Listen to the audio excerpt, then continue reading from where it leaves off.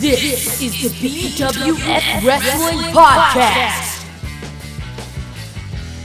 with your host and the leader of the BWF Nation, the King, Susan's Little Babu, the undisputed BWF Champion, Aaron Bishop!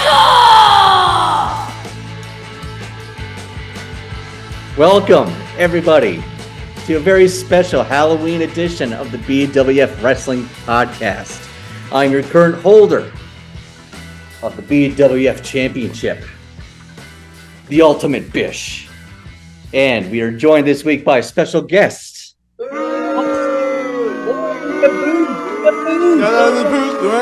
The boos were for you, Ultimate Bish. Yeah, I figured. But we are joined this week by special guests. He is the host of the Buddies Watching Football podcast, Andrew Skinner. Thank you. Thanks for that illustrious introduction. Forgot. We were having such good banter before this, Skinner. I forgot that you stole the entire premise and creative behind Bishop's favorite podcast. I know not of what you speak. This is the first I've heard of this podcast is today, coming on as a guest. Introduce me, Aaron. Of course. And of course, this is my weekly co-host, the one and only G. Patrick Condon. My friend, how are you this week? I'm great. I'm in honor of the episode and the holidays. I am the higher power, the higher G. Patrick Condon, I guess. Thank you. Skinner, thanks for dressing up, man. Yeah, I dressed up like a jabroni because that's what I feel like for Bishop telling me you guys were doing costumes 10 minutes before you went on air. Thanks, Bish. No problem, buddy. No problem. Way to go, Bish. But yeah, your costume is fitting this week, Condon, as we're deep diving into the higher power storyline. Andrew, do you have any memories of the higher power? Hold on. I remember. Wait.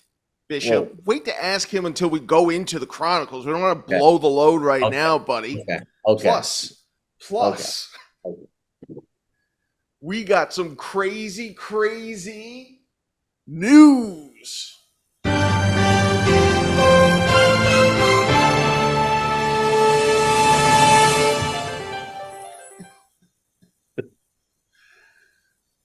Bishop, what's going on in the world of wrestling for this week? Well, I guess the big news of the week is Ric Flair has joined AEW. He's going to be by the side of Sting all the way to Sting's retirement match on March the 4th. Nice magazine there by Skinner.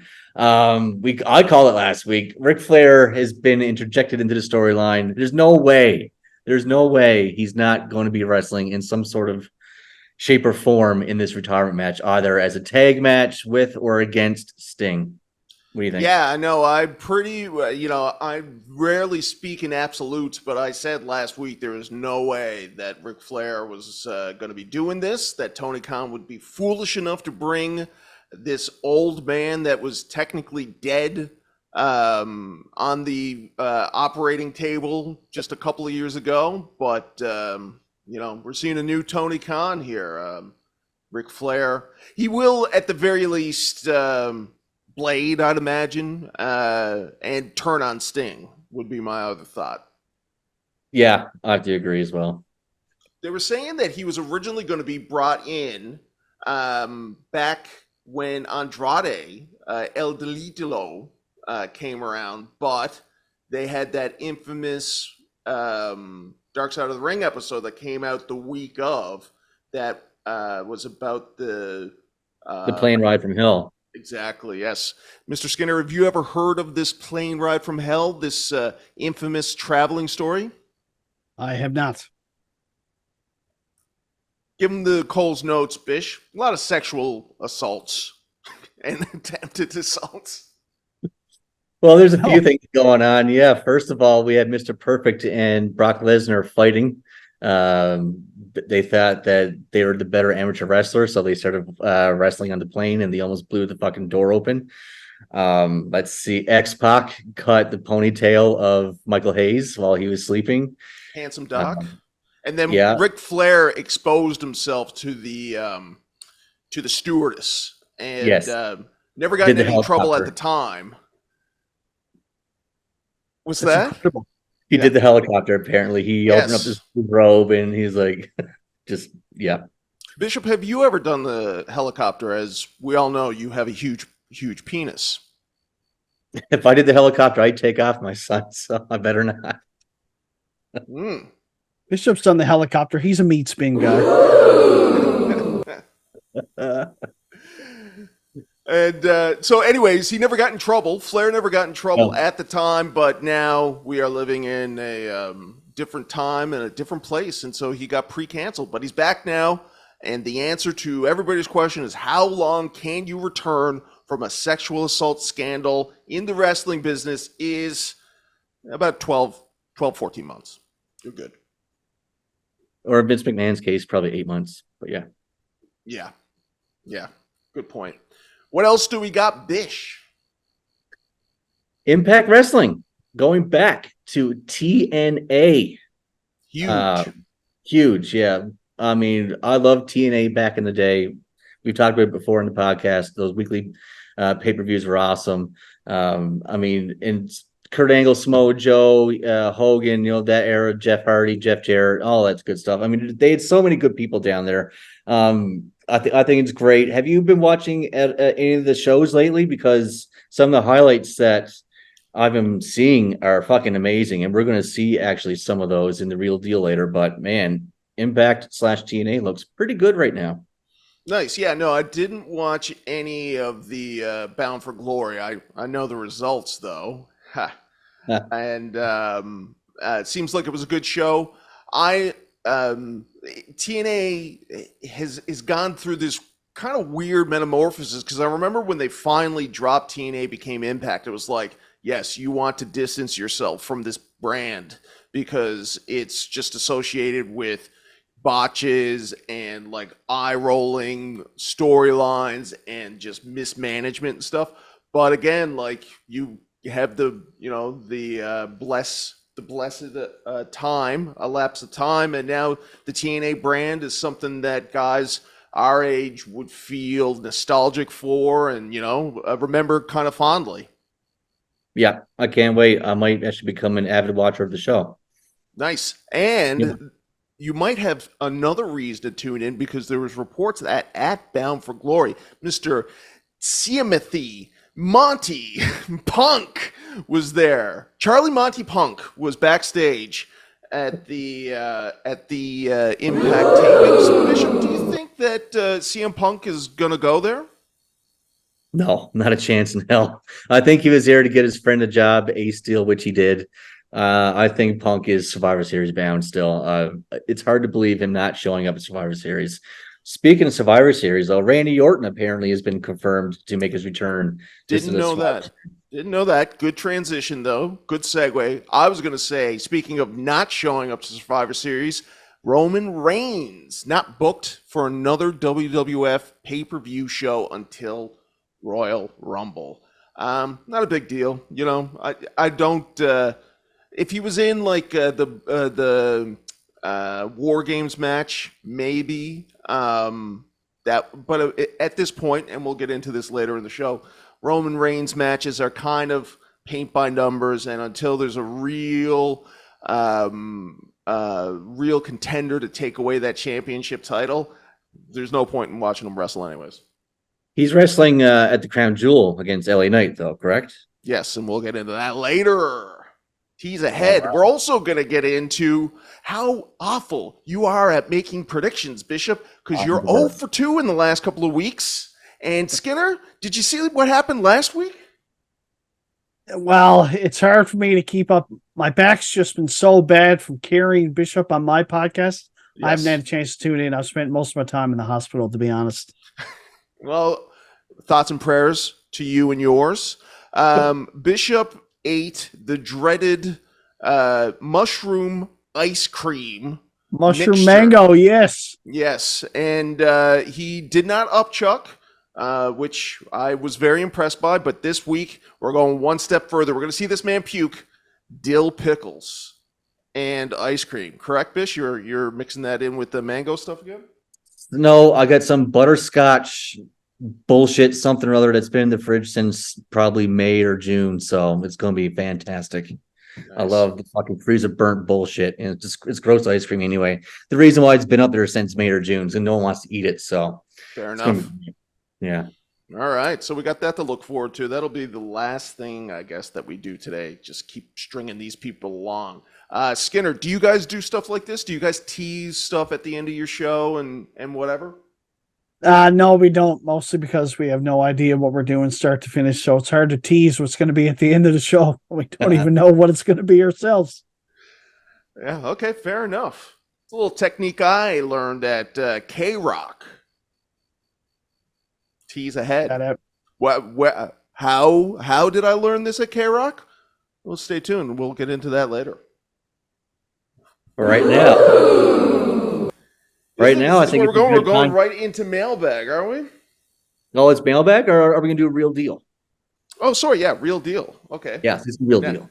We still do not have a theme song nor a logo for this little segment. It's got to prove itself for a couple of weeks before I get in there on Photoshop and really make sure come it up works. with something good. Yeah, come up with a package. So, but for the time being, let's see. How can I do this? Let's make sure that I'm not going to be doing anything crazy. Boom. All right. So all my personal information is there for the world to see. And nice. Here we are. Yep. And that's the format. We don't want that. And I just clicked on the exact same email again. And here we go. Real deal. Real deal. Here we go. All right. So what are we seeing here? Oh, right. Yes. Here we go. This is, Sting turning heel on Hulk Hogan and becoming the WCW champion.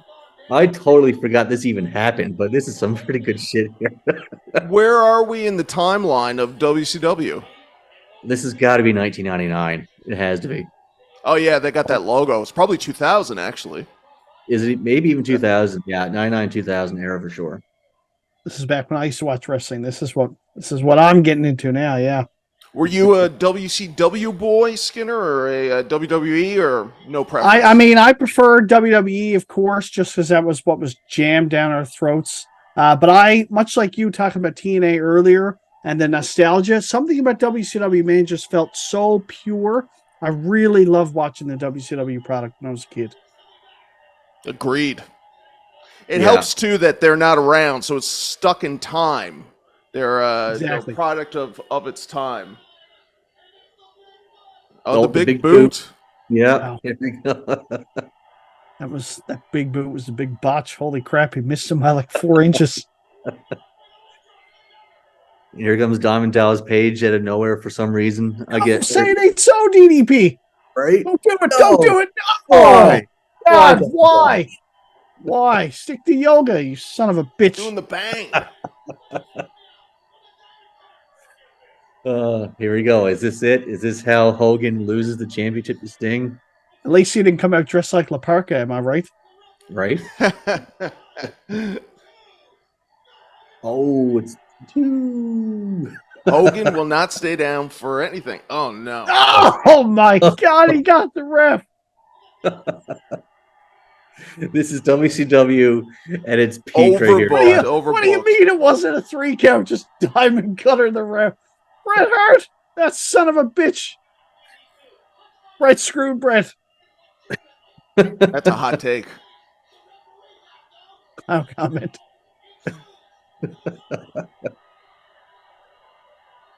This is going on forever, man. This is. I know. I'm sorry. I'm sorry. It's a long reel. It's the longest one of the bunch. I apologize, but we're gonna get copyright struck for this. This qualifies as a reel. Jesus. I know, right? The entire match. We got Hogan kicking out of everything here. Thought we were watching Titanic for a second. Hogan, Luger, Bret. No, Sting, not the bat, dude. Get please, him, Sting. Get him, Sting. Not the bad. Yeah. Get Luger Sting. Yeah. Fuck him up. Get his He's best But friend. Luger and Stinger or go way back. Oh, there it is. Oh Boom. no. Boom. There you No. go. Oh gosh. Man, Oh no. awful stuff. Hey, There real you quick, go. guys, could you hear any of that? Yeah. Yeah. A But it little bit. wasn't. Was it? I'm just gonna do a little quick change here. I had to really lean into my headphones, but I could hear it. Okay. All right. Okay. Fuck, that was a nice trip down memory lane. Right. Yeah. We're just gonna keep it going. If you guys could hear it a bit, then let's just keep this going. Yeah, it's great, man. It's great. Yep. Great job. What do we got next? Let's see. Oh, you don't know? I can't remember. So I've done all these randomly throughout the week, so even I don't remember what I put on here. So Do any of the reels that I sent you randomly over the week make it into this reel? This is only the second week that we've done this, so I do believe one made it in. Yes, last week. Nice. Yeah, this All right, is crazy. Remember this? Speaking of TNA, here's one of the biggest TNA moments in their little history. Oh, Jesus. Look, Skipper. Those rings used to always fuck me up, man. I know they said that they're not bringing back the 6-sided ring this time around. Really hurtful, painful for the wrestlers for some reason. Yeah. Well, they're so used to the 4-sided ring, man. Like this has just got to completely fuck them up. And apparently, it makes the ropes really tight or something too. Like that would make sense. Yeah. So there's a lot of reasons that it's not going to be seen again. The ring is called the squared circle. I mean, what the fuck is that abomination? Yeah, that's right. Good. That could be a question, actually. Write that in. There might be something in it for you if you write in a question for us, Skinner. I've already got 5 trivia questions ready for you guys, and they are elite. Okay. Get ready to get fucked up.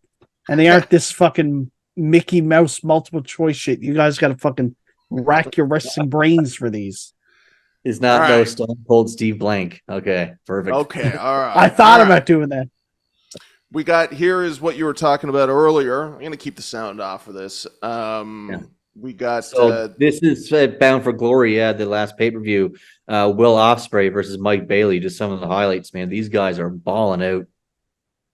See, I don't follow this new product, but I hear this Will Ospreay guy. Like, even though I've been out of wrestling touch for like 15 plus years, I hear about this Will Ospreay guy all the time, and I don't even know who he is, but I see clips like this, and I'm like, dude's a maniac. He is. Yeah, he's been good for a long time too, and apparently the WWE are doing whatever they can to try to get him sign him in the next year. Apparently, though, reports there saying that he's going to sign with AEW, so he doesn't have to move his family back to the States because he won't have to work a full-time schedule. Interesting. Yeah, AEW for now, anyways, still has that lighter schedule. They still have that Jesus. that you can work with other companies and stuff like that too. So there are some benefits for sure. All right. And Ospreay went on to win this match, I imagine. Oh my God! Fuck! Rip! Somebody call 911. Man's got a broken neck. Beautiful. So I mean, like, if TNA is going to be this from now on, I'm watching. Like, I'm down. I'm down. Fuck, I might come back for that. Right? That's what we want to hear. That's what we want to hear. Get those casuals back. All right, now we got another one here. Shane Mercer. Who's this character? This video has been going viral all across the wrestling, internet wrestling community lately. This guy is fucking sick. This guy's a beast. Wow. Just watch some of this shit here. Just like enjoy. Wow. No words. That's insane. He's a big boy too. He's a big. Nice. Oh my God! Like this. What the fuck? Nice. Oh my God! This is some video game shit. Okay, but he's throwing him around like he's fucking Spike Dudley. Yeah, it's crazy. Like, look at this. like just manhandles them like they're nothing. Literally just picked them up from the floor. He might as well be a wrestling buddy from back in the day, those stuffed wrestling buddies. Right? We'll see. And that's the thing is that with these indies guys, doing stuff like that is a little bit easier than doing it on a Brock Lesnar or a Roman Reigns. Can you imagine going to a local indie house show and seeing this fucking dude? You'd be like, wow, this is the greatest $20 ever spent. Oh my God, no. No. Oh my God. Holy shit. Oh my God. Jesus Christ. I heard he was trained by Sailor White, actually. So that's. Oh, wow. Well, Newfoundland wrestler reference. Shout out. For sure. All right, Bish, Wow. that's good. That's a WWF nice little real deal you got going on here. Okay. Do we have This anything one's else? just a meme, is it? Just a meme, yeah. For people who don't know, these are the Hardy Boys. This is King of the Ring 94, I believe. Matt is on the right and Jeff is on the left. Of course, making fun of Jeff's struggles Substance with abuse problem. Gift addiction, yeah. So it's hilarious. It's hilarious. Exactly. He's got that problem. Hate to hear that. It's pretty good, yeah. I hear his family's really struggling with it. It's pretty funny. It's hilarious. Matt, I'm All so right, hungry. Bish. What do you say? We'll do one more, Bish. What one? Yeah. Let's do one more. What do you want me to just go in order, or you want me to bring up the last one? Whatever you want to do. I love it. Let's see here. Let's see. Dealer's choice. What do we got? Spin the wheel, make the deal. Oh, what is this? Oh, wow. Oh my God, yes. Oh, and he missed the table. That is so good. That is so good. Oh my God. Fucking rip. That 3 feet short. Oops. Sorry, I only threw you 15 feet instead of 17 feet. My bad. oh, just such a bad idea to do it anyways. Look at this guy. Holy moly. Yeah, one more time. Insane. The ref lights him on fire. The ref light. lights Oh him my on God. fire. The ref's in on it. It's an inside job. Oh my God. And he missed the table with glass on it, so I don't know. Oh my One God. more That is so One more funny, time. man. And then you go to house shows and see botches like this. Do you see this guy wrestling in the main event of WrestleMania someday, Bish? Maybe like WrestleMania 80 when we're all dead. Yeah. Only these last wrestler on earth, yeah. Right? Holy shit. That was good. My. All right, Bish. So you're doing pretty good. That was two good segments of the real deal 2 weeks in a row. Cool. Thank you. I'm glad you guys are enjoying it. Yeah. All right, and with that, let's move on to mailbag.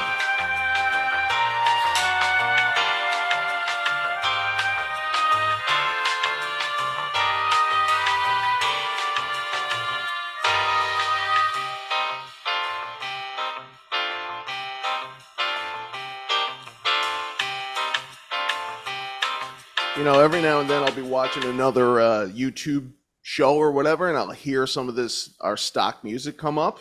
And, Oh, really? oh yeah. I hear it all the time too, man. Yeah. Nice. Okay, so I guess we do actually have an unusual amount of questions this week. But Bish, do you have any? Was there anything of any substance in our Facebook? What? Oh, sorry, on Facebook. I don't think so. Not this week. Okay. Well, I got a couple sent directly to us from the BWF wrestling website, and these are legitimate now. This isn't.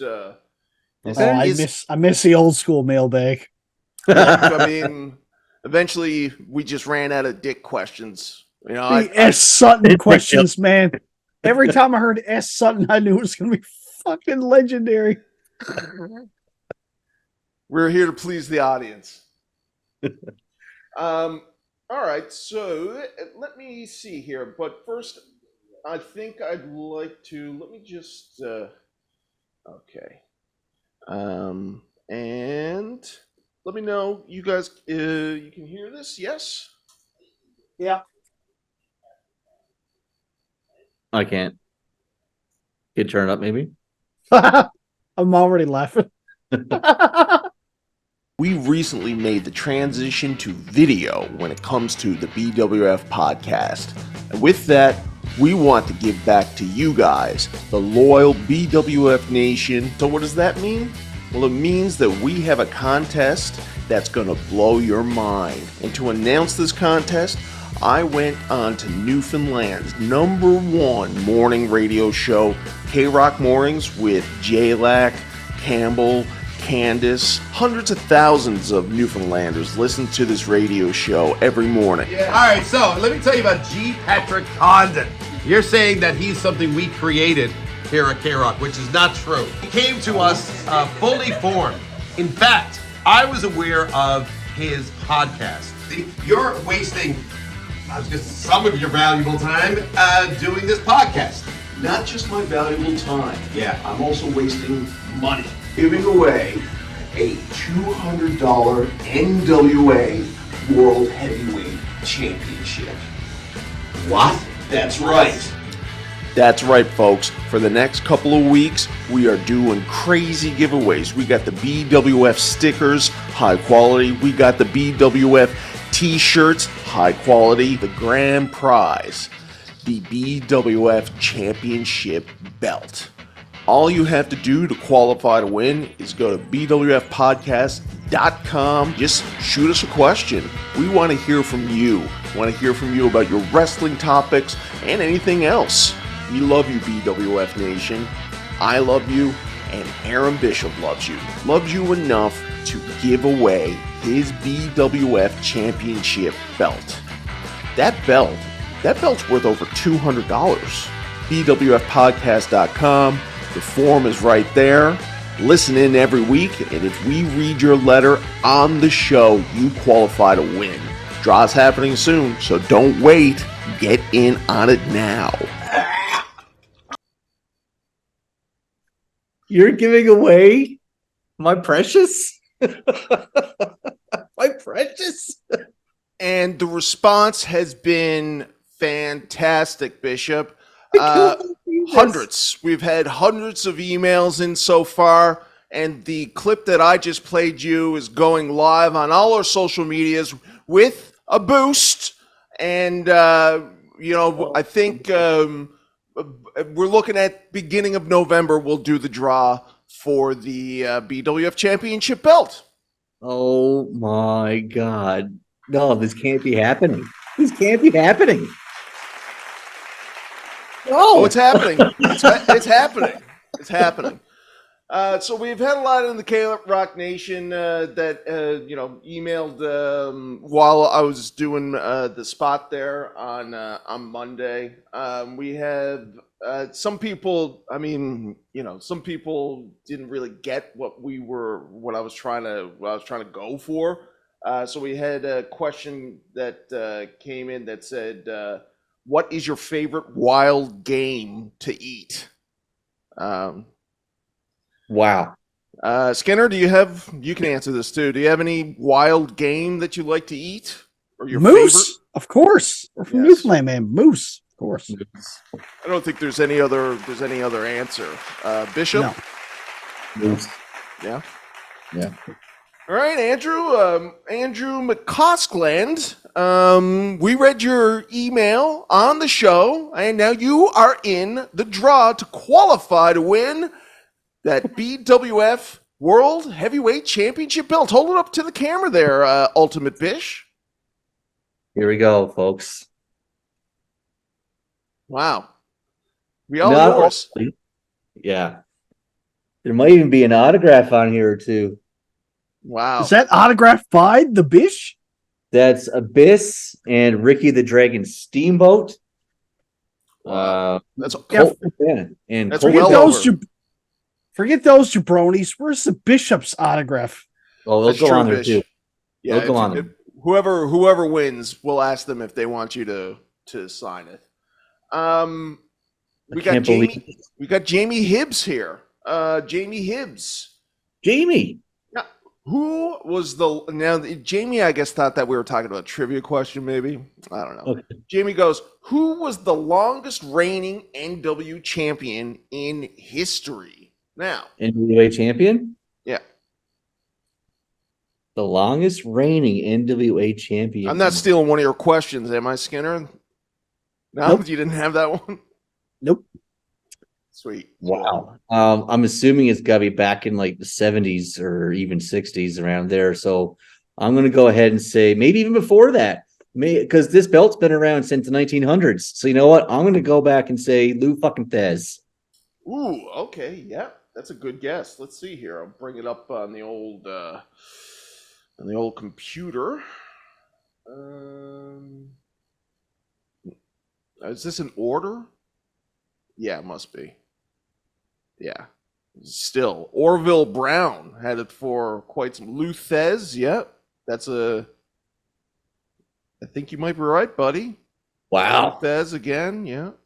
Oh, wait, now, Dory Funk Jr. What was Lou Thez?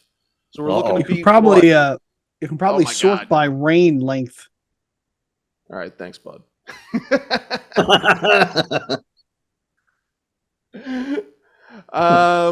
Okay, so it's going. Click it again. And there we go. Oh, Ric Flair. No, what? I don't know how to do this, I guess.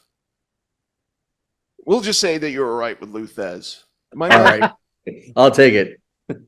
Oh, Who's I right see here? what I'm doing here. Okay, it is Lou Thez. Yeah. Yes. Okay. And Wow. Well done. Great. Well, Awesome. Jamie, congratulations, bud. You're entered into the draw to win the NWA/BWF championship belt. You Congrats, qualify Jamie. to win. Shout There out you my go, old bud. CPA league mate back in the day. Yes. Yes, Jamie. Very good, Jamie. The Baltimore Oriole fan, too, if I remember correctly. Or Jays fan if they make a deep playoff run. There you go. Go Sports. Go Sports. You're on the wrong podcast, buddy. We talk about wrestling and we talk about pussy, and there's nothing else. Last question coming in from Steve Trotter. He says, what's a great finishing move for a nice British fella? Steve Trotter, I think, who works at K-Rock. And I didn't include it in that clip, said that he was asked by Stingray Management to go through our podcast around the time that the squid eating competition was going on and see Right. what kind of stuff was being said about K-Rock on there. Said that on the air, actually, so I don't think it's like scandalous, but So you could be in trouble. I'm a man of God. I got God on my side. I can never lose. Can never be in trouble. So, Steve Trotter wants to know, great finishing move for a nice British fella. We'll kick that over to you, Mr. Skinner. Do you have any thoughts on what a British fella would have for a nice finishing move? God, that's tough. I mean, look, maybe whatever William Regal's finishing move was. Yep. Seems appropriate.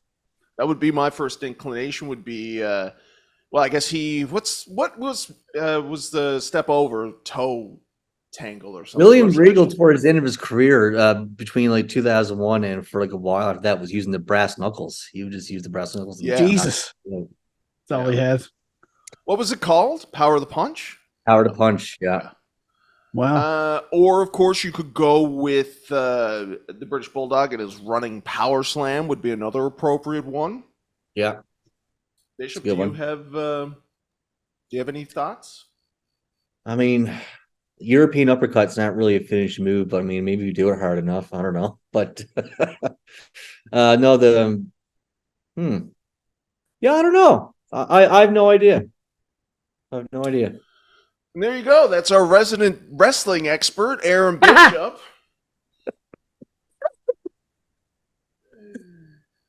Such great insight. Such great Yeah, insight. that's good. So there you go, Trotter. You are still nonetheless entered into the draw to win that beautiful NWA. Bishop, why are you taking off your costume? You're not upset, are you, about this? No. They're falling off. Tassels are falling off. That's all. Because you got to get in the gym. No, Work on those bingo flaps. There you go. All right. Beautiful stuff. Okay, and I think that's it for this week's mailbag.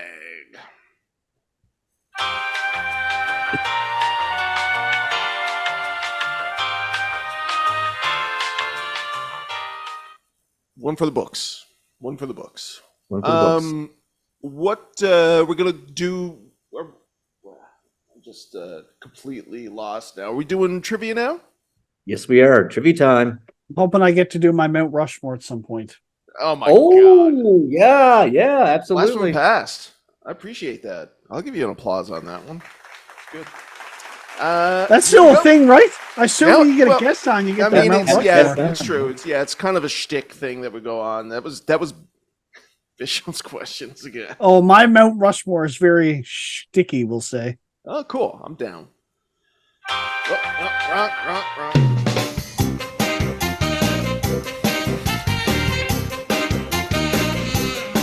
That's right. And it's been a while since we've done such trivia. It's been a while. We've been doing a lot of predictions. Now we're doing trivia. Of course, Mr. Andrew Skinner coming in from his podcast that Aaron has only been hosting with you for how long? A little over a year now. He joined me in season 4, and we are now well into season 5. Amazing. And so I've been hearing little bits about what's going on the show. Back when it used to be called, what's the original title? The weekly fantasy roundup. We're Right, currently yes, going through a bit of an identity crisis. It's tough time. Yeah. Oh, I was saying to Bish, I mean, I don't know where you came up with that original name, the first one, but you're a fool to let it go because it really encapsulates everything that's going on. I still got the copyright. That hasn't expired yet. Great. And now Bishop is not the first host of this puppy, though, right? First co-host. No, he's not. No.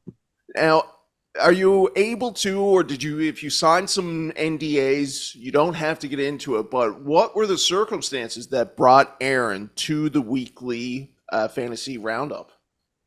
The artist formerly known as the weekly fantasy roundup. My apologies. That's okay. As you know, my podcast focuses around sports and fantasy sports, and sometimes it can get a little heated. We have group chats for each league, and this one particular group chat got a little heated one day, and my co-host at the time was involved in the controversy, and he basically just gave the league the stone cold double bird, and he was like, fuck this, I'm not giving up my time anymore for these fucking jabronis. They don't care about me. Yeah, pretty much. And he bailed. He said, Skinner, I need a week to decide my future. And he said, I'm out. Well, and so he left the league and the show? No, he didn't leave the league. He just abandoned his post as the co-host. Amazing. These fantasy leagues really are hard on friendships. It's like Risk, too. Oh, man. Friendships have been lost over these leagues for sure. And Aaron, recently you yourself did your part to keep the controversy going. You got into some trouble on your own show when it came to taking somebody's trade when you shouldn't have, and then you got called out for it. And big fantasy no for Bishop. Naughty boy. It was kosher. I offered to reverse the trade and everything. They denied. Patrick, not only that, okay, this man, the Bish, as you know, he's got fucking memory loss, let me tell you. On our most recent episode, we were talking about our secondary league called Decapitation Nation. He was saying, I don't think my teams are going to go very far this year. One of my main players got injured early in the year, and I haven't been able to recover. I said, motherfucker, do you not remember trading him after he was literally carted off the field? You don't remember this? Like, is your brain a fried egg or what? And he's like, oh yeah, shit, that did happen.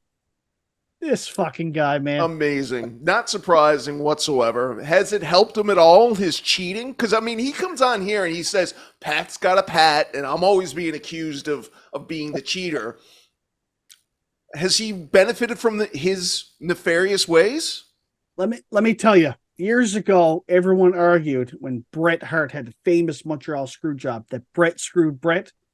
All I want to say is Bish screwed Bish. Nice. We love that.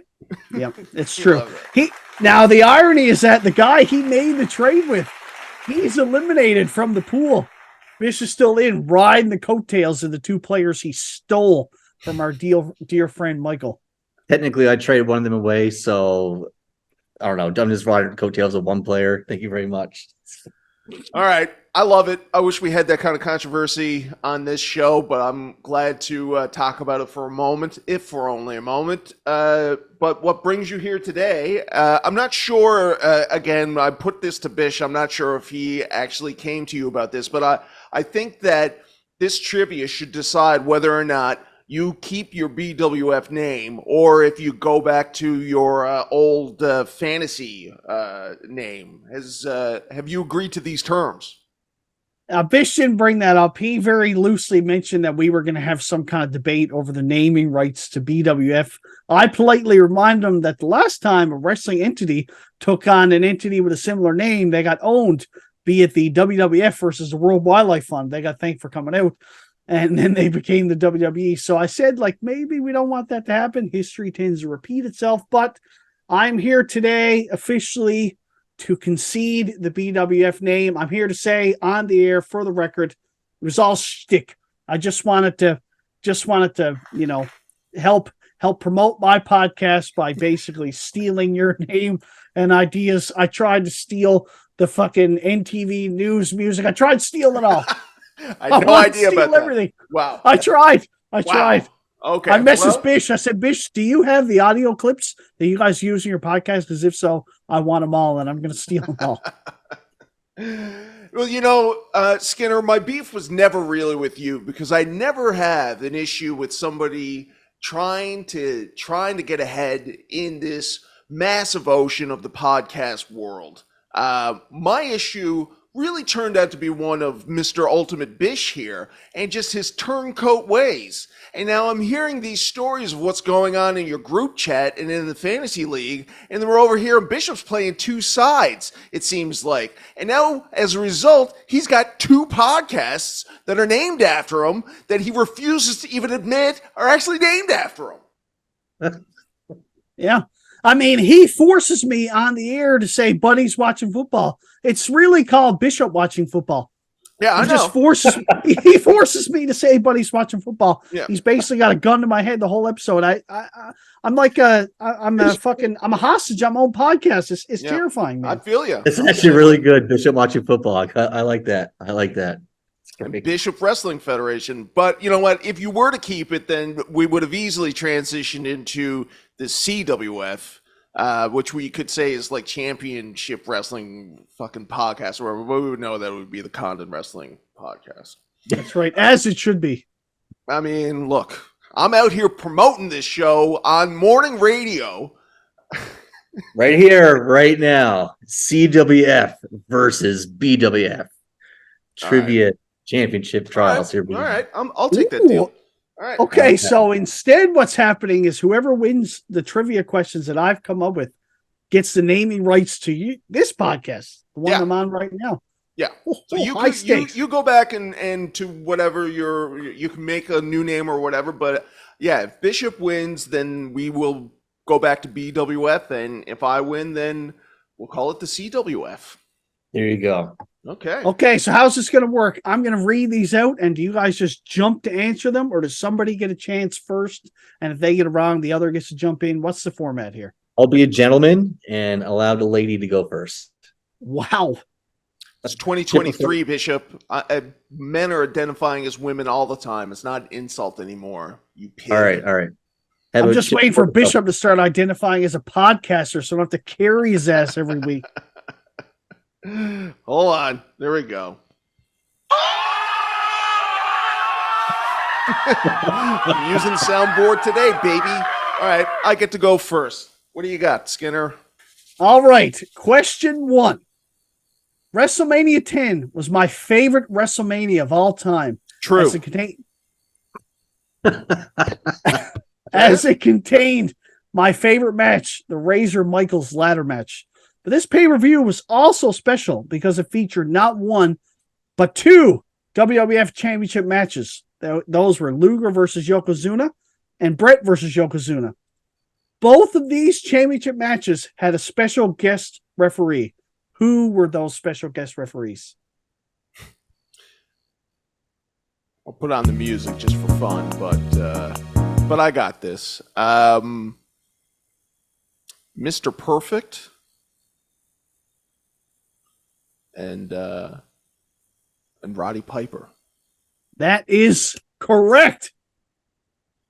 Mr. Perfect was the guest referee for the first match, Luger versus Yoko, and Roddy Piper concluded as the guest referee for Brett versus Yokozuna. Well done. I love it. All right, Bish, you're up. All right, question number 2. During his run in the WWE as Skinner from 1991 to 1993, Steve Keirn played the role of the nasty, villainous alligator man to perfection. But he also portrayed another character from time to time during his stint in the WWE. Who was that character? Doink the Clown. That is correct. God damn. Had to get a Skinner question in there. Yeah, of course. Yeah. Of course. I don't think I would have got that one, actually. Well played. 1-1. 1. All right.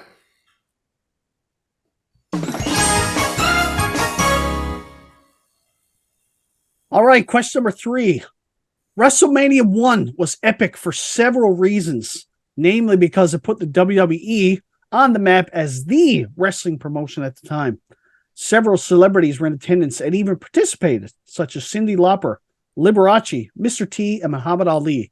However, one nameless celebrity did not show up for their role to sing the national anthem. Who sung the national anthem in their place? Oh, who sung it in their place? Yes. Was it Rockin' Robin? Incorrect. Ah,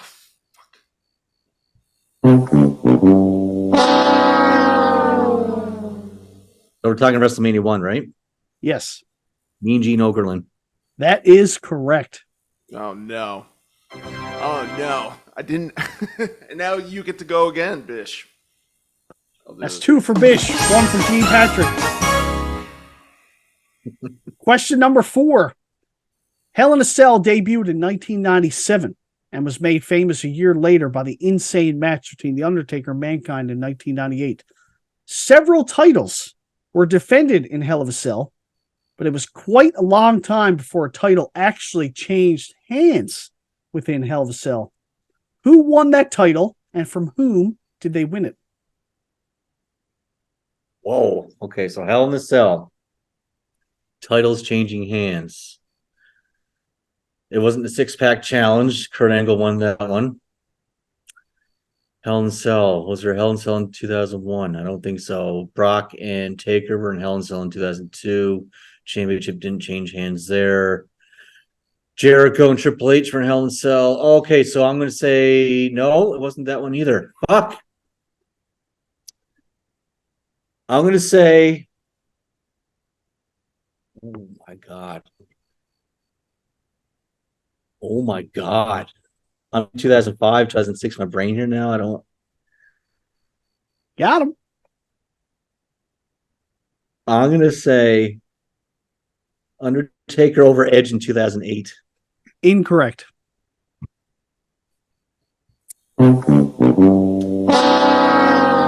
I have no idea.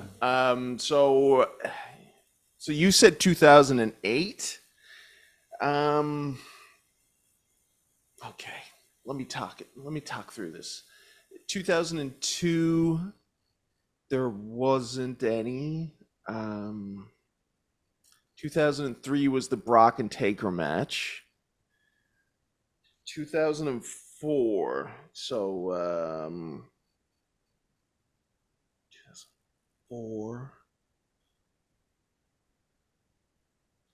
Man, and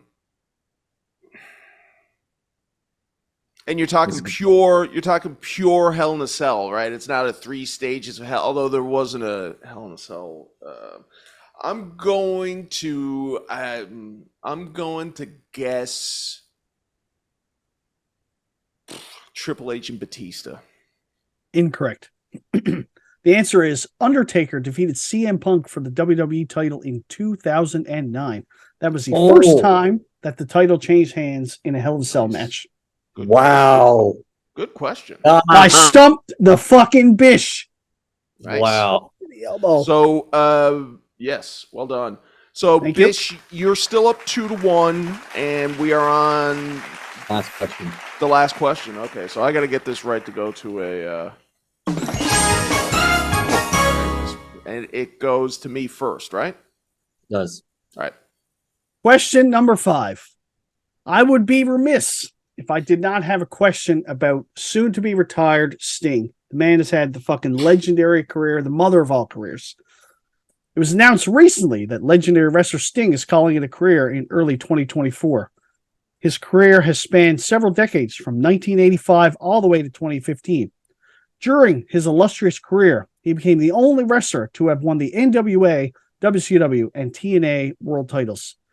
When the WWE bought WCW way back when, Sting did not immediately jump ship to WWE, but he would eventually join many years later. When was Sting's first pay-per-view match in WWE? Who did he face, and what was the result? WrestleMania 31, and he lost to Triple H. That is correct. Yeah. Boom. It's like, all right, so we're tied. Now, Skinner. Fuck, I don't have a tiebreaker. I was there live for that one. I do not have a tiebreaker. Fuck. That's fine. Sorry. Think of a number between 1 and 3, and then whoever guesses. Listen, I do believe Ty goes to the champion, so Oh, I'm going to take that and ride it to the bank.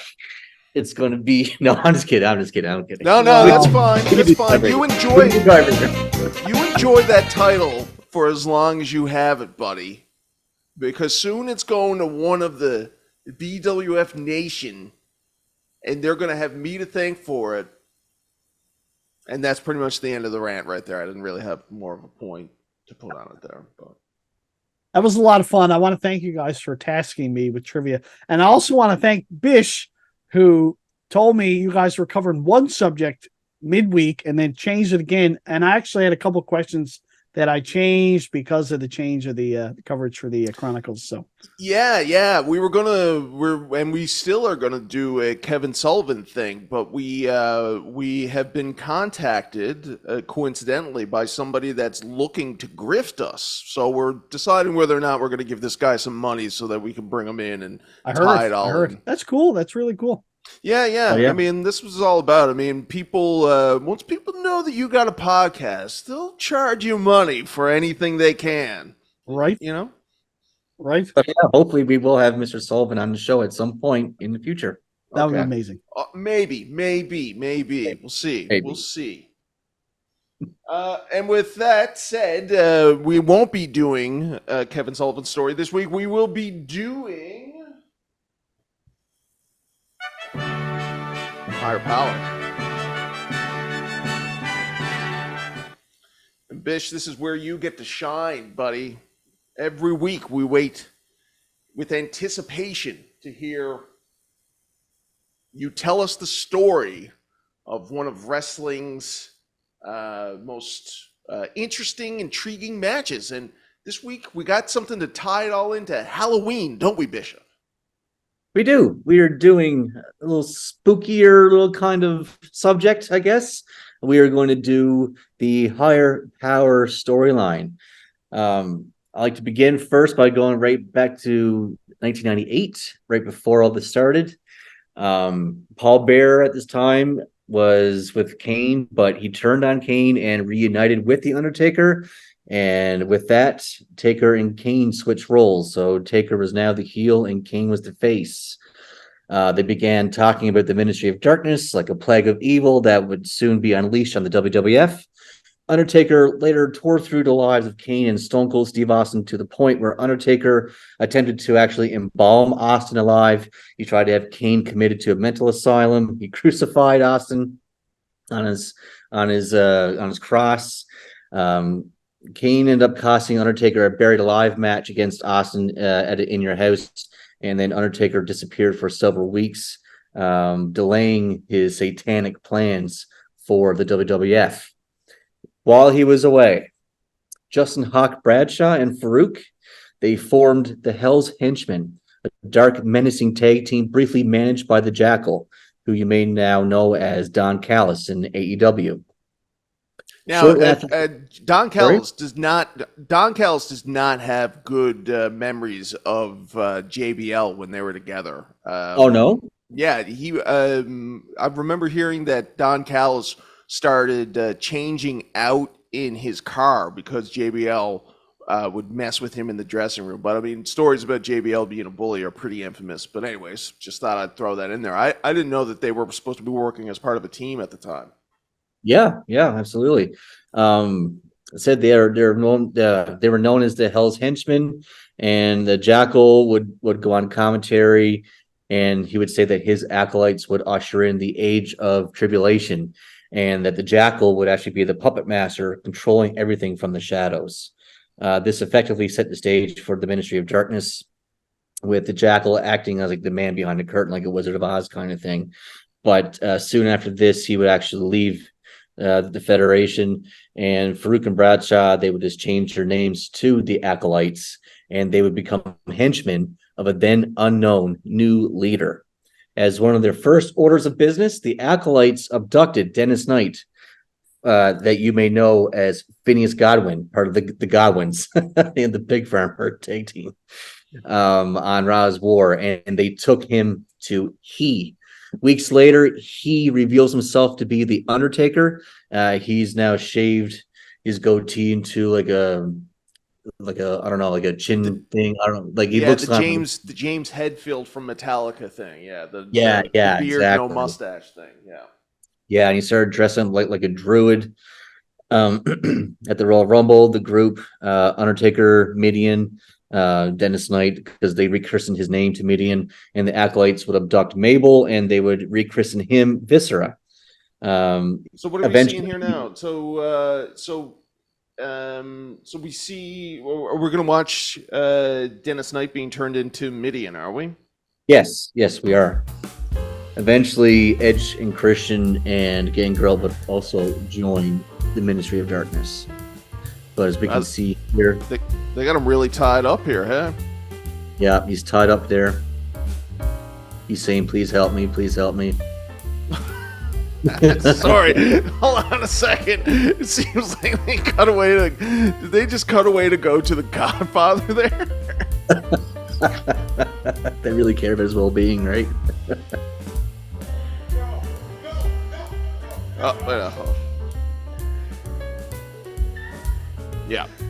Yeah.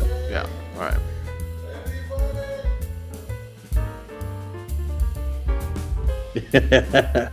So we're going to see here now the Acolytes come in, and they're going to take Mideon, or Dennis Knight, I guess at this point, and they're going to bring him to He.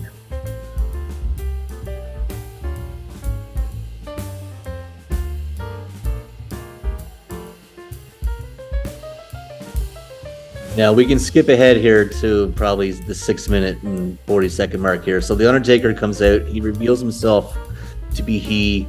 He's going to come out. He's going to speak in tongues. He's going to keep saying the message that the Jackal started, how there's going to be, an evil taking over the WWF. And as he's speaking in tongues, you're going to see here now he cuts himself and he makes Mideon drink the blood, and he actually carves the Undertaker symbol into his chest. This is a whole satanic ritual thing that has never been on WWF before. I remember it's groundbreaking stuff. I remember watching it back as a kid going, what the fuck is happening? It's groundbreaking. They were doing, no, they weren't doing straight up Satanist stuff in ECW at the time though, were they? No. They're just hanging people from the cross like Jesus Christ. And I always thought that those red lights that you see around were the camera guys trying to find their target, but it's just people with those lasers back then. Remember? Obnoxious those fans. I thought it was camera too. Also, those fucking obnoxious fans. Those sons of bitches.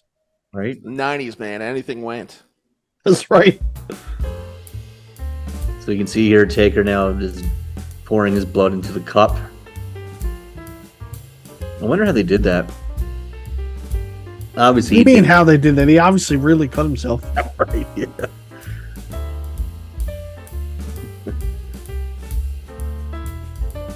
They're already chanting for Austin. They don't want a segment to go by without Austin.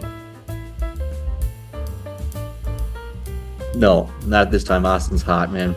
He was the hottest thing going in the whole world, man. Stone Cold Steve Austin. Now they're shining right in Paul Bear's face. Fucking asshole fans. Amazing. Oh, here we go.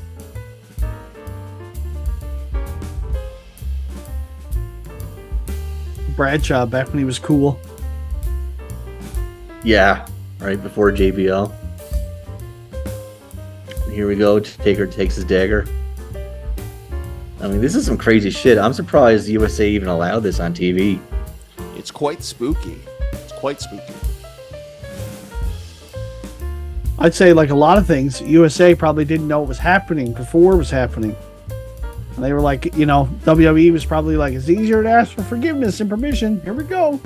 Yeah, fair enough.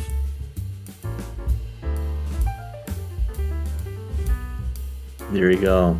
Carved the Undertaker symbol, and he is now Midian. So that's pretty good, and he would go on to have a segment I've never seen that, but is pretty infamous, called the Naked Midian scene. Years later, yeah. Yeah. Okay, so that didn't have anything to do with this actual. No. Okay, No. Nikki Midian would come around probably a year and a half after this. gotcha. Way past it. So a couple of things from that. One is that, you know, this is the first time that we've heard it in this storyline alone talk of a he or a him, and that's a pretty good payoff with The Undertaker. It worked out, it made sense. It seemed like it was a bunch of things coming together.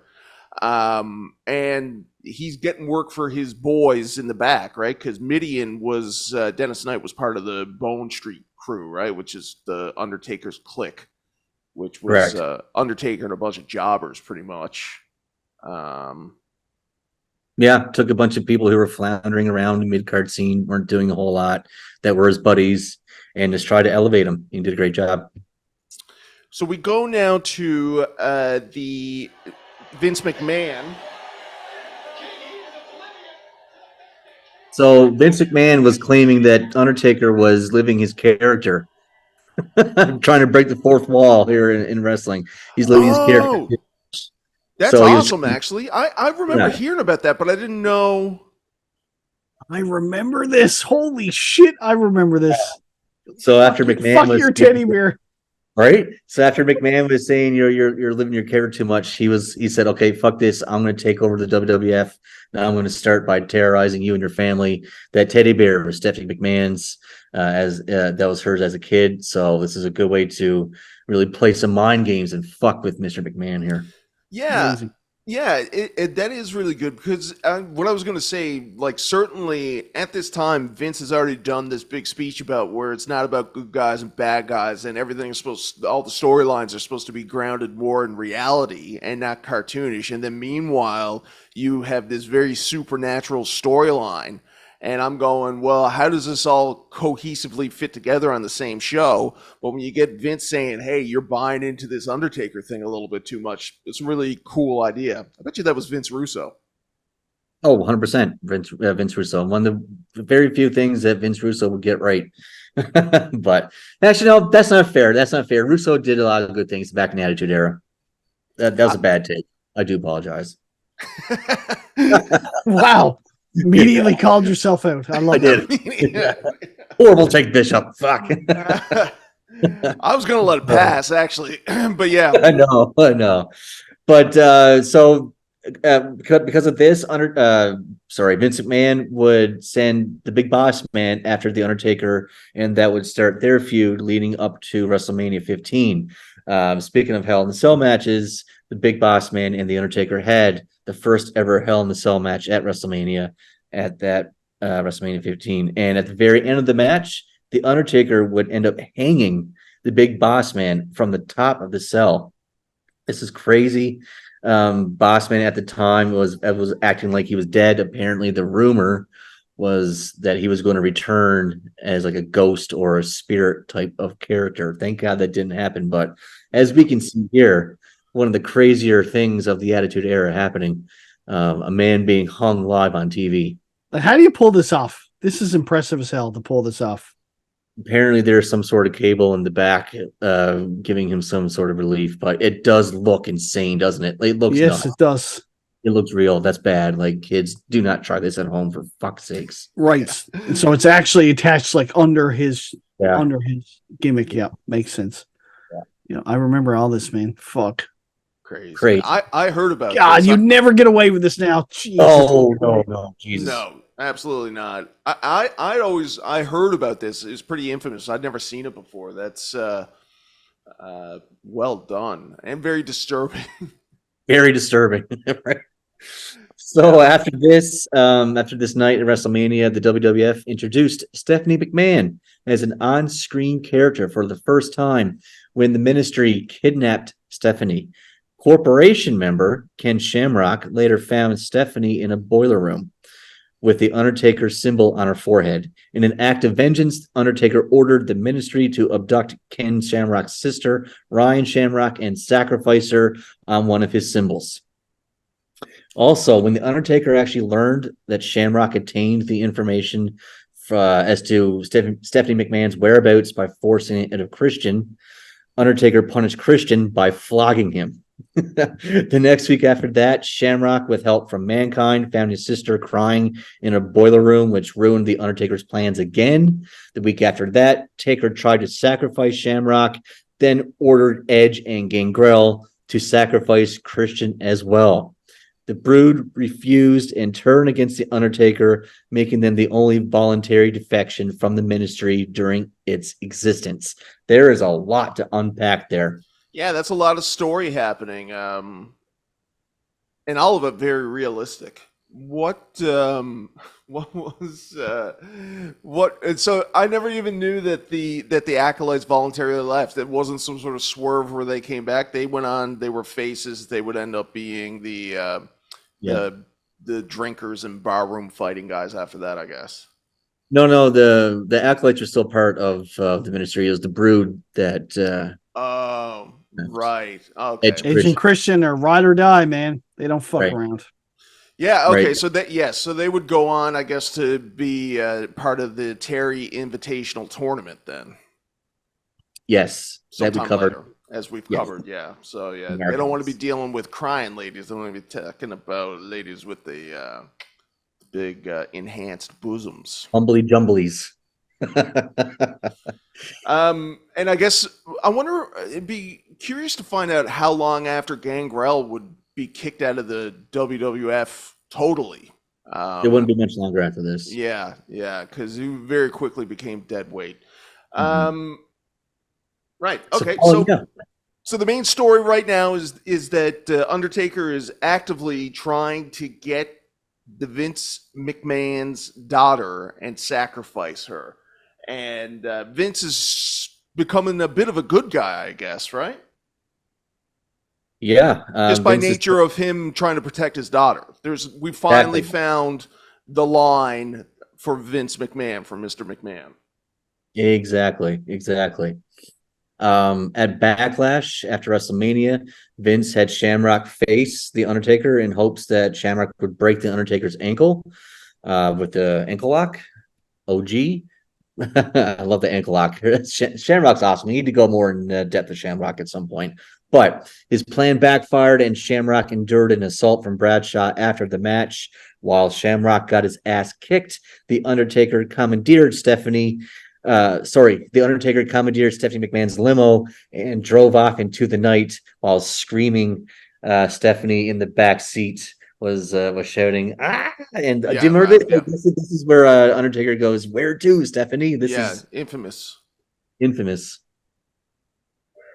I used to have such a crush on Steph. And then they show another one later on, years later, with Teddy Long in the back seat. Teddy Long's like, "You son of a bitch." Buckle up, Teddy. Very good. I like. I'm a big fan. I had a bit of a crush on Stephanie too, but my favorite version of Stephanie was when she was the GM of SmackDown. Bang 2003. Stephanie, Yeah. broad shoulder Stephanie. Yeah. Good. That's good shit. I still like that segment that she did, or that program, or whatever you guys call it, that she did with Stone Cold when Stone Cold had to sell the beers and her top inexplicably came off. Goddamn.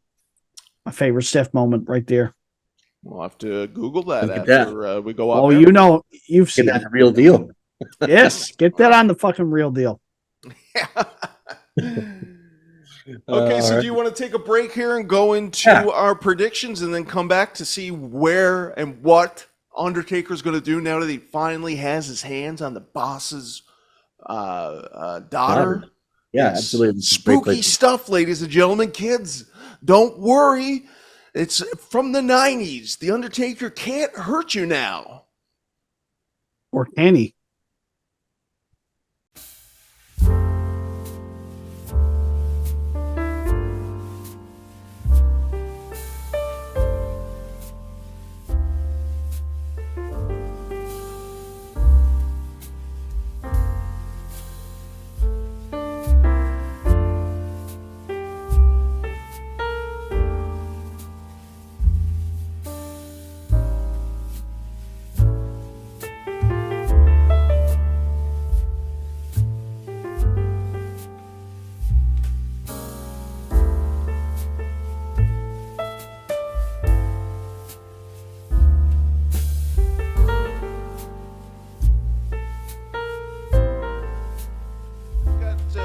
Some big plans coming up for these predictions. Bishop, you lost last week, but next week is a new. And I got inspiration from the Jericho MJF feud from years back, where in order for Jericho to get his match with MJF, he had to complete the 5 labors of Jericho. We're going to do something similar. It's going to be borrowing a little bit from internet history, internet challenges.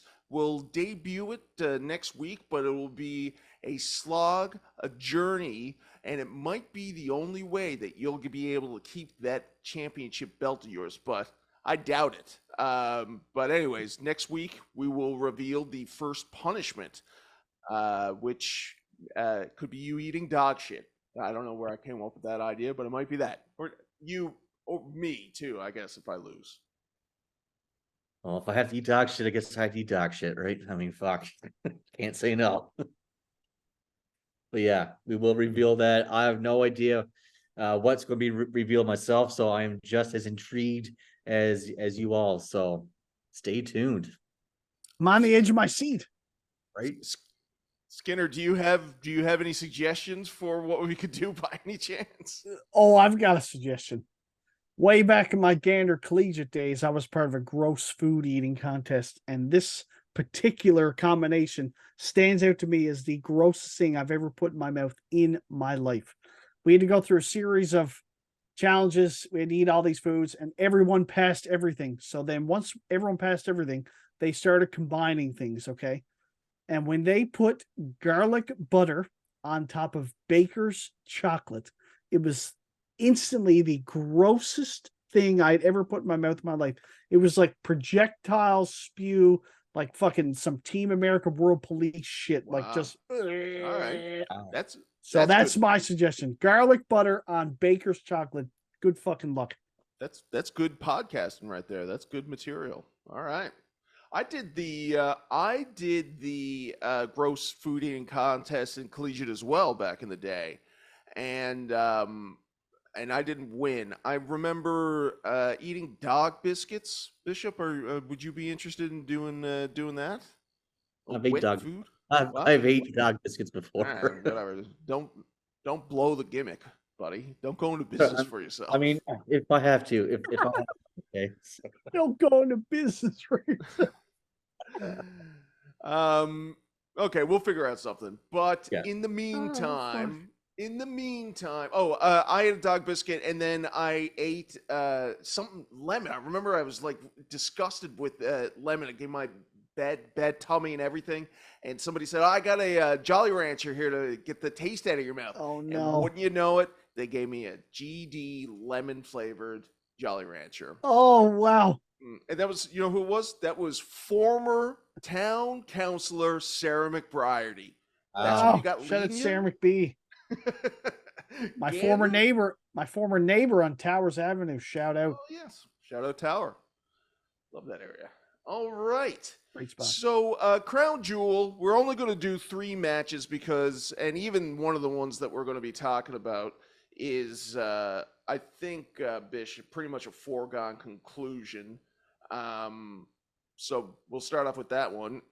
We have LA Knight versus Roman Reigns for the title. Now, I think that Roman's going to win personally. Yep. Do you want to talk about maybe how you think he's going to win?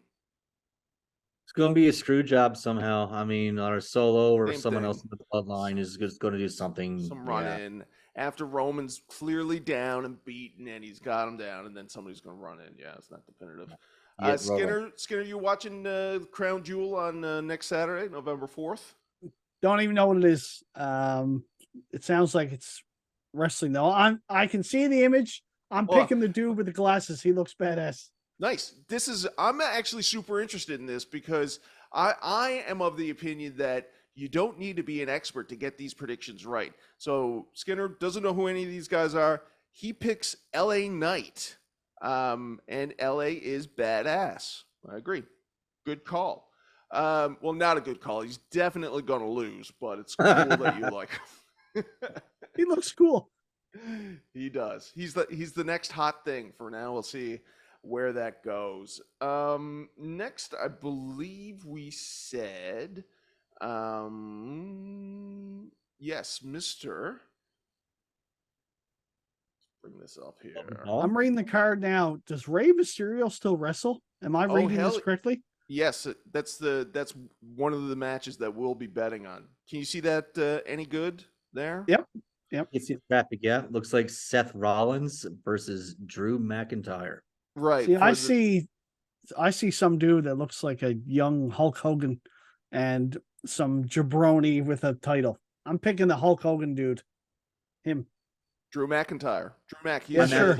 He's Scottish. Drew McIntyre. He looks like Fred Penner, actually. Give me Fred Penner. Yep. Fair enough. I'll take Fred Penner too.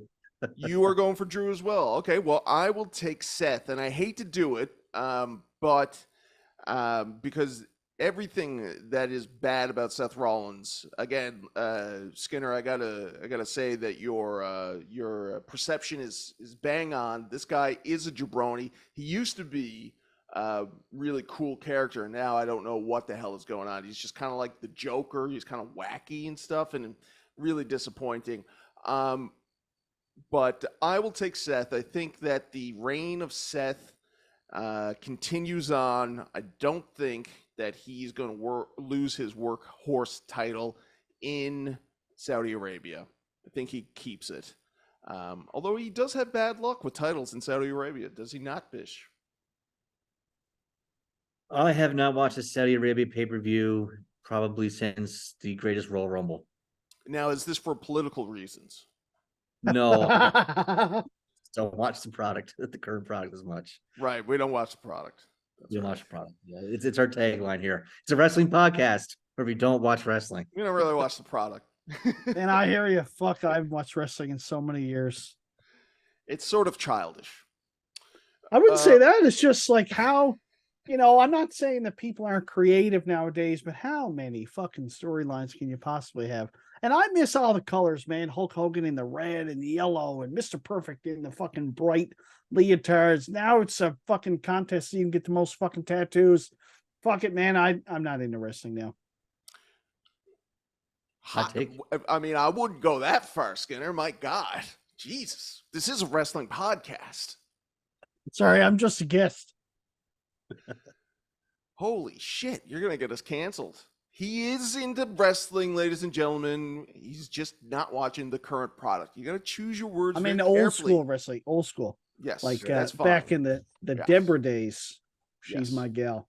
Yeah. Puppies. Oh, nice. Yeah. Cool. horrible victim of domestic abuse by Stone Cold Steve Austin. The last match that we are going to watch on this and bet on this show. Now, you said you like guys in yellow. We got Logan Paul against Rey Mysterio for the U.S. title. Aaron Bishop, I'm going for a Logan Paul title win, personally. I'm going to go for now. Personally, I would like to see Logan Paul win, but I think Rey Mysterio is going to win. I think you're going to hold on to the Rey Mysterio being the U.S. champion all the way to WrestleMania, where he faces his son Dominic. And some redemption. Interesting. Okay, well there you go. I mean, that's the. Sorry, Skinner. Go ahead. Yeah, well, I want to make a prediction, but first of all, I'm confused. Haven't I seen this Logan Paul guy like on TikTok doing fucking reels and celebrity boxing and shit? Now he's in WWE, and he's really good. He's actually really good. Yeah. He's hated. He's hated. He's a bad guy in there. So people, okay, they like booing him, and he gets booed a lot. But he's in 90% of the roster, honest to God. I mean, I gotta assume Rey Mysterio. I mean, he's so old now; he doesn't even go by Rey Mysterio Jr. anymore. So, give me Logan Paul. Nice. I think you're right on that one. I think actually, well, no, you said the LA Knight thing, right? He looks badass. Yeah.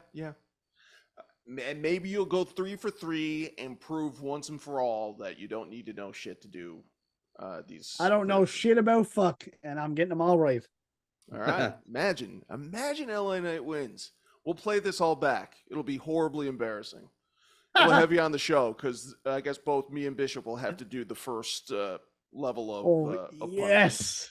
Yes. All right. So with that in mind, we are going to go back and clue up the Chronicles of the Ministry of Darkness.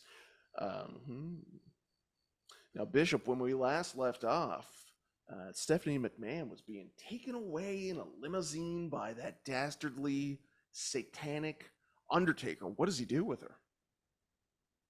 Well, the very next night on Raw, the Undertaker wants to have a black wedding for himself and Stephanie. So here's the Undertaker's logic in the situation. If he marries the WWF owner's daughter, he'd gain control of the entire federation. Makes sense. It does. Triple H likes this. Right? Yeah. Yeah. Good point. Good call. Stone Cold Steve Austin would actually interrupt the ceremony, and he would save Stephanie after attempts from the corporation failed. Undertaker enacted his own plan B soon afterwards, though. Vince's son. So what are we watching here? We're watching the thing. Yeah, this is actually the Black Wedding right here. Paul Bear right now is if I remember correctly, like Vince is pleading with Stone Cold because he's got nobody else, right? He's pleading with Stone Cold. Yeah, and Jim Ross is awesome on the commentary here, man. He's begging people to come out in like right before they're about to consummate the marriage or kiss the bride, whatever. He's like, "Oh, for God's sake!" I can hear Jim Ross now. Yeah, exactly. He's so good in this situation. God. He's like, you guys can't fucking allow this to happen. Triple H is gonna be your wife someday. You gotta fucking go save her, you fucking jabron. Was that Triple H? I can't tell with the. Yeah, it was Triple H. Yeah, it was a bit pixelated on my end. Yeah, Shane McMahon wouldn't let anybody go save his sister. Oh, really? Why? Yeah. Because he's joining forces with the Undertaker, as we'll see. Yeah. But here we go. About to get married. Here's poor Stephanie's face. Here's Stone Cold just running through the corporation here. Yeah. No theme music. I love that. No, just running straight out. Yeah. Stone Cold for the save. Who would have thunk? Who would have thunk? Yeah, I don't really like that, to be honest.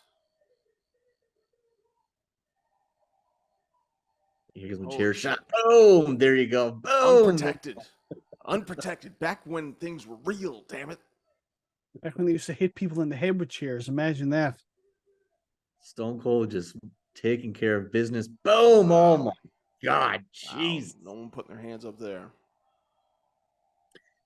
But yeah, Vince McMahon would eventually come out and shake the hands of Stone Cold, and it looked like Stone Cold and Vince McMahon would actually be teaming up and be on the same side for the first time ever. Yeah. So I again like they're doing their best here to maintain that Stone Cold has not sold out his character by not hugging Steph.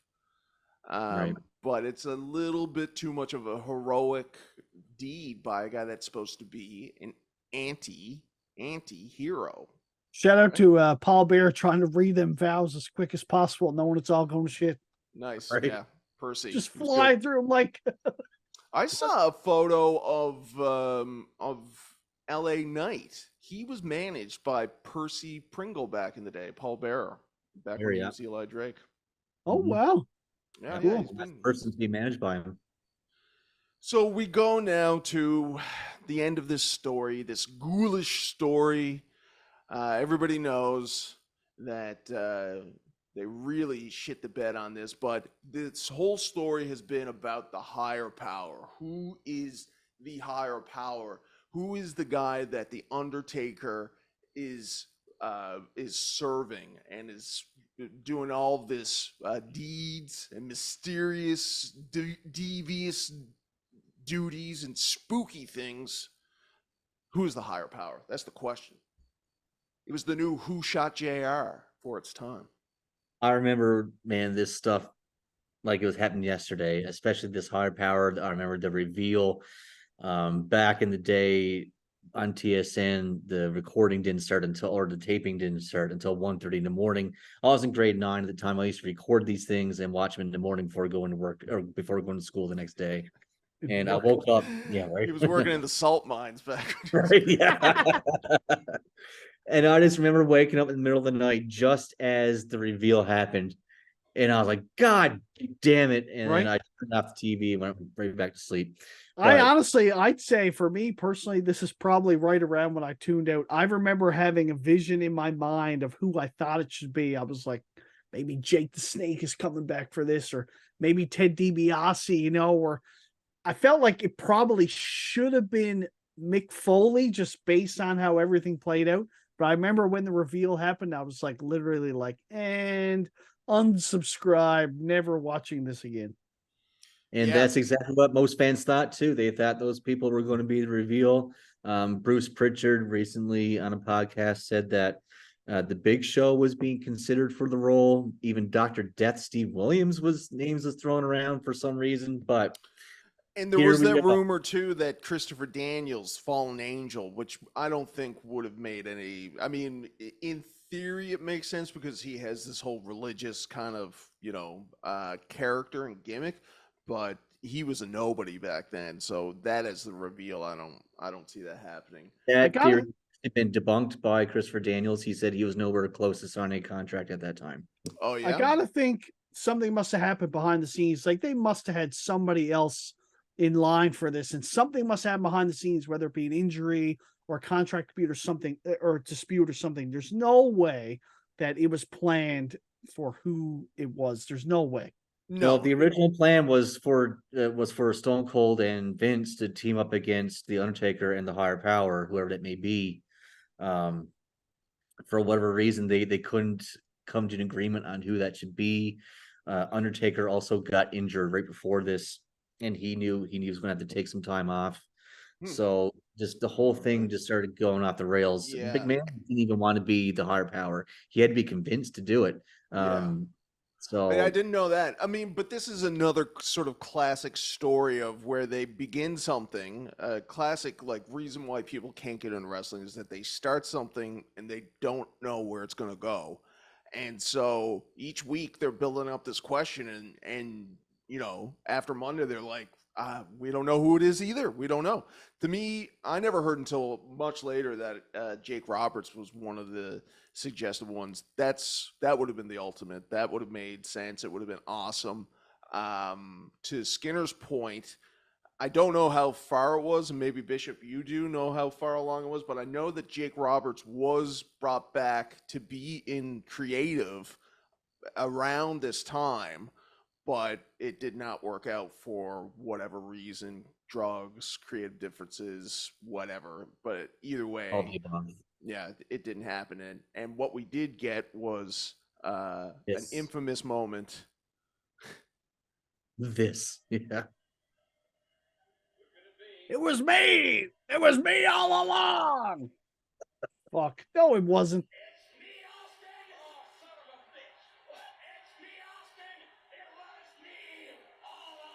I'll never forget that, man. And that's instantly and off, quit. Yeah, me too. Boom, turn the TV off right then and there. Jim Ross's call is exactly how everybody felt. That was Yeah. legit. Yeah. Oh, son of a bitch. bitch. Yeah. Yep. That son of a bitch. Son of a bitch. And Goddamn. with a great kind of a fart of this storyline that was going on for months. Drove away a lot of fans. Didn't bring in as much money, and is now regarded kind of like the invasion is just one of these stories that people regretted putting that much time into. Sort of like Lost, the TV series Lost, because Oh my God. that's another example of a TV show where they didn't know what they were going to do with it, and so in the end, it was just kind of like a thud. But you had all these people that were like, "What's it going to be?" There's this answer that everybody wants, and it was Vince McMahon all along. Prison Break is another good example of that too. Not to Oh, yeah? go completely off the rails, but Prison Break, they were like, nobody foresaw what a huge success Prison Break season one was going to be. And literally at the end of the episode, Michael Scofield's last line is like, "What do we do now?" And they're like, "We run." And that's literally them speaking for the producers, like, "What do we do now?" And they're like, "We're fucked." Right. Yeah, So, man. Prison Break season 1 is fucking amazing. Epic. Best single Great. series of television ever. I'll fucking fight anyone to the death about that. And then it just goes completely off the rails after that. yeah. And that's it. I mean, and I guess that they were a victim of their own success. And that was the kind of thing with Lost, too. And Lost got caught up in a writer's strike. So there was, and actors were leaving and blah, blah, blah. But it's a lesson to anybody that's doing any of these kind of things. Like, you got to have your beginning and you got to have your end, because even retconning it and looking at everything that happened, the story doesn't make any sense with Vince being the higher power. No. You know? He burned Stephanie's teddy bear, and then he's like, just kidding. I'm in on it. Yeah. Just to stick it to Stone Cold, I mean, come on. It's a bit, but yeah. Makes no sense. No sense. The storyline would eventually or very quickly come to an end. They would fight at King of the Ring. It was Vince versus Vince and Shane in a ladder match for control of the WWF. Vince and Shane would win, and then it wasn't too long after this where Stone Cold also had to leave for a year or so due to neck injuries. So I mean, everything just fizzled right at the very end. But the build-up was an amazing build-up. I mean, it was great storytelling up until that point. Very creepy stuff. Very creepy. Yes, like you said, a lot of good storytelling points. Things were making sense. They were able to bring a supernatural element and a supernatural character into a more reality-based product. So a lot of good stuff, a lot of cool things to look back on. And again, kids at home, I know we have a huge demographic of children that are here watching primarily because they love Aaron Bishop. He brings in the children. Don't be too scared. All right, kids, it's just a wrestling program. Mark Calloway is gone, never to return. Don't worry about it. He'll never bury another wrestler ever again. Now, you talk about how that was a storyline that was teased and built up and did not go anywhere. We are getting to the end of our storyline of this episode that we teased, and it is going somewhere. Bishop, are you ready to receive your punishment? Yes, Daddy. Yes. Good. All right. So as we said, and has been well established on this program, Aaron Bishop hates dill pickles. He drank dill pickle vodka, threw up immediately. It put us on the map in wrestling podcasts, Newfoundland podcasts, and people who are into people throwing up podcasts. We were top of the charts though. It just not only that, it thrust you guys into the depths of Newfoundland folklore. It became a story that'll be told for generations to come. It's true. It's true. And to this day, there's not a week that doesn't go by where somebody points at me and says, "Where's your buddy who can't handle his liquor?" I mean, I ran into one S. Sutton the other day, and the first thing he wanted to talk about was how Bishop yacked right on the podcast. I mean, of all the things we could have discussed, he chose that because it's instant folklore. It's sort of like the weather around here, you know? It's a common ground that everybody has some sort of take on, and it's well regarded. And, you know, from my understanding too, Aaron, a lot of your enemies look back at that clip and they look at that as they take that as a victory for them. So I guess they can get whatever they can get in life. that's right. Because they're not going to be able to beat you one-on-one, baby. Oh, all right. yeah. So what do you got here? Let's see. So we get some butterscotch, caramel, fucking something or other. Yeah. You got garlic dill pickles. These are huge motherfuckers. Now, are you going to chop up the pickle? What I'm going to do, I'm going to chop it up with my mouth and throw it into the ice cream. And I'll dump some my God. brine over the ice cream. And then I'm going to... I might get sick watching this. Jesus Christ. Now, does the smell turn your stomach? We're going to find out, aren't we? Okay, let's see. Take a big swig of the pickle juice just to get you Oh, started. that's not happening. That's not happening. Wow. Oh, yeah. And? Oh, my God. Like, I can feel that. Oh, my God. Oh, my God. Wow. Are you sure you want to chew it up beforehand? Do you have like a knife or something that you can? Yeah, I can do that. Oh no, these are so big I can't even fucking get it out of the goddamn. Here we go.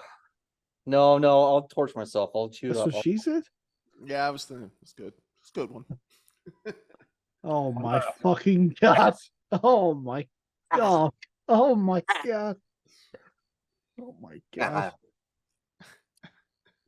Okay. Oh, and why does he have to do this again? Can somebody please remind me? Because he guessed wrong on a wrestling match. Seems like a fitting punishment. The punishment fits the crime. Oh my God. The juice. Oh no. Oh my God. Oh my God. Right out of oh no. Good God. Good God almighty.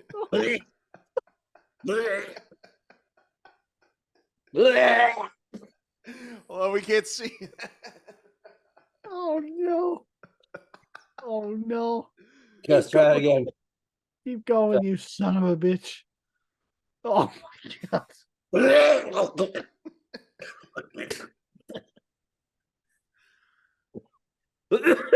Okay. Oh my God. Are you gonna do one more? Can you do a sip of the juice? Please sip the juice. Please. One time, baby Jesus, please. Oh, do a gargle. Come on. Wash it. Gargle it. Wash it down. For the higher power, please. Give us the ending we all deserve. Wow. Oh my God, you absolute mutant. Oh. Why do you do that to yourself? Jesus fuck. Okay. Oh man, the Ultimate Warrior face paint really brings us to a new level. I think really ties it in nicely. Yep. Jesus Christ. Beautiful stuff. On that note, I want to remind everybody at home that Bishop is a professional, so don't try to recreate the stunts that you see. Please like, subscribe, share, and become part of this BWF Nation. Mr. Andrew Skinner, thank you so much for coming on today. It's lovely having you. Thanks for having me. I just want to throw back before we we go. I just want to throw back to the original format of the BWF podcast. You guys used to talk about your Mount Rushmore Right. of wrestlers. Yes. Didn't even give me a chance. Sorry. Yes. That's okay. It's okay. No. Who do you no, got? Who do you got? My Mount Rushmore. You said 4, right? 4 guys from Mount Rushmore. My Mount Rushmore. Okay. Bret Hart, Owen Hart, Jeff Jarrett, and the 1-2-3 Kid. Wow. That's that's good. I mean, it's an interesting one. I'll give you that. And those are all good wrestlers, actually. They're all good wrestlers. There's a specific theme to my Mount Rushmore, though. What is it? These are all guys that have defeated Razor Ramon handily. You should know that. When did the 1-2-3 Kid beat Razor Ramon? Oh, when he beat Razor Ramon on Raw. He beat him on Raw, remember? Right. Yeah, of course. Yeah, remember? Literally called him the 1-2-3 Kid after that match because he pinned Razor 1, 2. That's right. All right. So I'd like to thank Skinner for coming out. Bishop, again, thank you for everything. Another great week. Take us home. Oh boy, these no more pickle punishments. Done with the pickles. But thank you everybody out there for joining us once again on this very special Halloween edition of the BWF Wrestling Podcast. We'll be back again next week. G. Patrick Condon, I hope you had yourself a great and wonderful week. And thank you again for Andrew Skinner for joining us. It was a great episode. Cheers, everybody.